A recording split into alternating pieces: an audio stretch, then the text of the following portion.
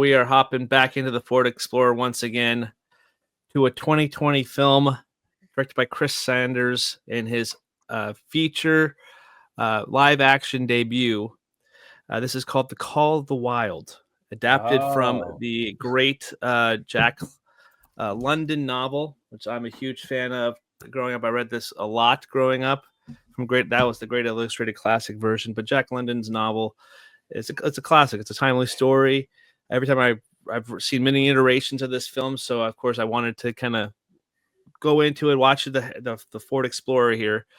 Chris Sanders. I guess if you don't know anything about the Call of the Wild book, it's about this dog named Buck who gets kidnapped, or it gets like taken from his home in California and shipped up to the Yukon up in Canada, and becomes a sled dog, delivering mail, and then kind of answers the call of the wild, and journeys out into the wilderness, and kind of finds that wild instinct, and then kind of lives on among the land. But in this adaptation here, we do see Harrison Ford, who I don't think his character wasn't in the actual novel, but it's he plays a guy who had lost his son, who's just living out in this area, and he's not necessarily a prospector or anything looking for gold, but he's just out there because out of grief and sorrow. Of course he is. And then he kind of befriends Buck about 40 minutes into the 40 minutes left of the movie. There's like a whole like side thing where they go off and kind of go into the wilderness, and they find gold, and Buck's kind of meets a bunch of the wolves out there and kind of becomes part of their pack as well. Dan Stevens also shows up as kind of this villainous guy who wants to just go after the gold, and kind of is a dog abuser too.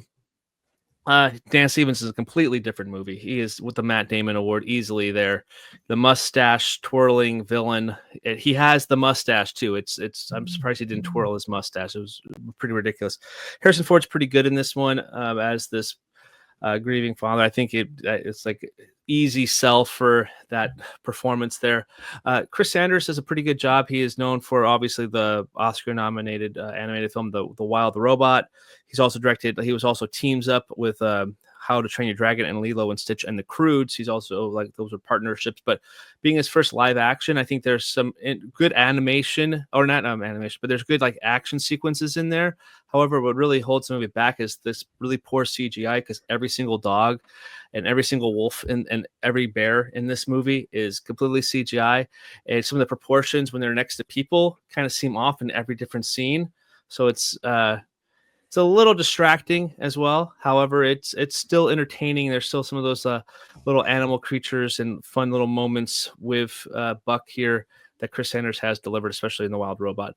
Overall, I don't think this is the best adaptation. The kind of CGI is kind of glaring bad. I think the biggest hurt of this film is COVID, because I think it was tracking to be, it's the first Fox Studios film once they Century Studios or whatever, when they transitioned in from after they got bought by Disney. But COVID really hurt it, because it lost like $100 million, because it was tracking to go over its budget. But after COVID pulled it from the studios, it didn't do anything. So there's some fun moments here. I'm glad I watched it, streaming on Disney Plus. I'm at 2.5 stars for it though, and it is currently number 21 between Indiana Jones and the Dial of Destiny and Captain America: Brave New World. So that's where I'm at.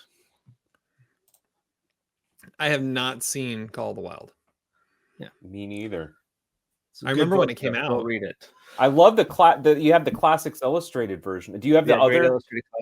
I don't have the other one. But you don't have. Go ahead.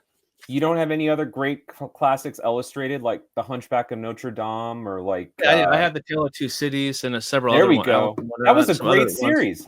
I haven't looked at those books in like 25 years. Yeah, those are good ones to read to the kids. Those are read to the kids. With the illustrations. Exactly. So every time I see Call of the Wild, it reminds me a lot of Balto. Balto is based off kind of a true story, but there's a lot of easy similarities to draw from, and so that's it's fun stuff. So Call of the Wild, 5-year anniversary of the Ford Explorer.